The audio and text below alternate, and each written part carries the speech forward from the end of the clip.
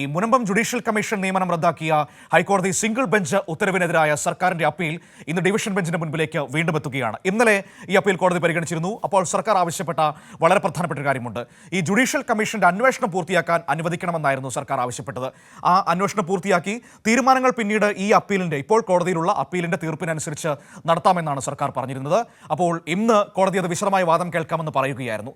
ഉമേഷ് കൂടി കൊച്ചിയിൽ നിന്ന് നമ്മളോടൊപ്പം ചേരുകയാണ് ഈ വാർത്തയുടെ സമഗ്രമായ വിവരങ്ങളുമായി. Umesh, good morning. ഏതായാലും സിംഗിൾ ബെഞ്ച് ഈ കമ്മീഷൻ നിയമനം റദ്ദാക്കിയിരുന്നു.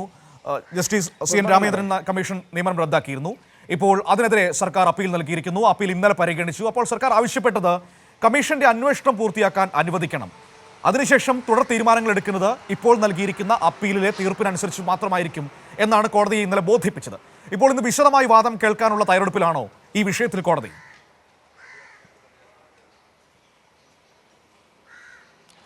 Manu, good morning.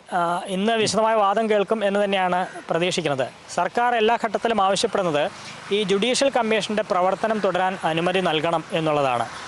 നേരത്തെ ഈ അപ്പീൽ ആദ്യഘട്ടത്തിൽ ഹൈക്കോടതി പരിഗണിച്ച സമയത്തും സർക്കാർ ആവശ്യപ്പെട്ടത് അതാണ്. ഇന്നലെ ഈ ഡിവിഷൻ ബെഞ്ച് മുമ്പാകെ, ചീഫ് ജസ്റ്റിസ് ഉൾപ്പെട്ട ഡിവിഷൻ ബെഞ്ച് മുമ്പാകെ ഈ അപ്പീൽ വീണ്ടും എത്തിയിരുന്നു.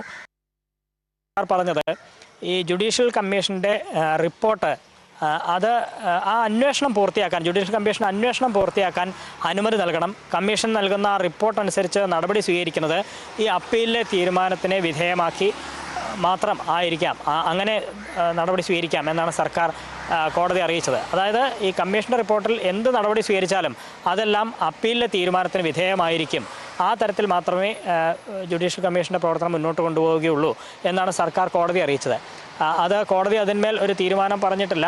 അക്കാര്യമൊക്കെ വിശദമായി പരിശോധിക്കാം എന്നാണ് ചീഫ് ജസ്റ്റിസ് ഉൾപ്പെട്ട ഡിവിഷൻ ബെഞ്ച് ഇന്നലെ വ്യക്തമാക്കിയത്. സ്വാഭാവികമായും എന്തുകൊണ്ടാണ് സർക്കാർ അങ്ങനെ പറയുന്നത്, അല്ലെങ്കിൽ അതിൽ കൂടുതൽ വിശദീകരണം എന്താണ് എന്നുള്ള കാര്യമൊക്കെ ഇന്ന് വാദം നടക്കുമ്പോൾ കൂടുതൽ വ്യക്തത വരുത്തും എന്നാണ് കരുതുന്നത്.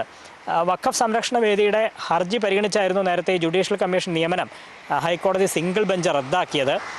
ഈ സർക്കാരിന് ഭൂമി വിഷയത്തിൽ കമ്മീഷനെ നിയമിക്കാനൊക്കെ അധികാരമുണ്ട്, പക്ഷേ മുനമ്പത്തെ കാര്യത്തിൽ അത് സാധ്യമല്ല, അത് നിയമപരമല്ല എന്ന് വിലയിരുത്തിയാണ് സിംഗിൾ ബെഞ്ച് അന്ന് ഈ ജുഡീഷ്യൽ കമ്മീഷൻ നിയമനം റദ്ദാക്കിയത്. പക്ഷേ സർക്കാർ അപ്പീൽ സമർപ്പിക്കുന്നു. സർക്കാർ സിംഗിൾ ബെഞ്ച് മുമ്പാകെ പറഞ്ഞ കാര്യം ഇത് എല്ലാ വശവും പരിശോധിച്ച് തന്നെയാണ് ഇങ്ങനെ ഒരു ജുഡീഷ്യൽ കമ്മീഷനെ നിയമിച്ചത്. ഇതിന് പ്രത്യേകിച്ച് ജുഡീഷ്യൽ അധികാരങ്ങളൊന്നും തന്നെയില്ല. ഇതൊരു വസ്തുതാ അന്വേഷണ അതോറിറ്റി മാത്രമാണ്. അതായത് മുനമ്പത്തെ പ്രശ്നം പരിഹരിക്കാൻ ഉള്ള നിർദ്ദേശങ്ങൾ, ശുപാർശകൾ അത് കണ്ടെത്താൻ വേണ്ടി മാത്രമാണ് ഇങ്ങനെ ഒരു കമ്മീഷനെ നിയമിക്കുന്നത്. അല്ലാതെ മുനമ്പത്തെ ഒരു പ്രശ്നത്തിന് തീർപ്പ് കൽപ്പിക്കാനുള്ള അധികാരം അങ്ങനെ ചുമതലപ്പെടുത്തിയതല്ല കമ്മീഷനെ എന്നൊക്കെ സർക്കാർ സിംഗിൾ ബെഞ്ച് മുമ്പാകെ വിശദീകരിച്ചതാണ്. എന്നാൽ സിംഗിൾ ബെഞ്ച് അത് മുഴുവനായി പരിഗണിച്ചില്ല എന്നാണ് സർക്കാർ പറയുന്നത്. അതുകൊണ്ടാണ് അപ്പീലുമായി ഡിവിഷൻ ബെഞ്ചിനെ സമീപിക്കുമെന്ന് നേരത്തെ നിയമമന്ത്രി രാജീവ് അടക്കം വ്യക്തമാക്കിയിരുന്നു. ഇപ്പോൾ അപ്പീൽ സമർപ്പിച്ചിരിക്കുന്നു. അപ്പീൽ മുമ്പാകെയും സർക്കാർ ആവർത്തിച്ച് ആവശ്യപ്പെടുന്നത് തൽക്കാലം ഈ കമ്മീഷൻ്റെ പ്രവർത്തനം തുടരാൻ ഒരു അനുമതി നൽകണം എന്നുള്ളതാണ്.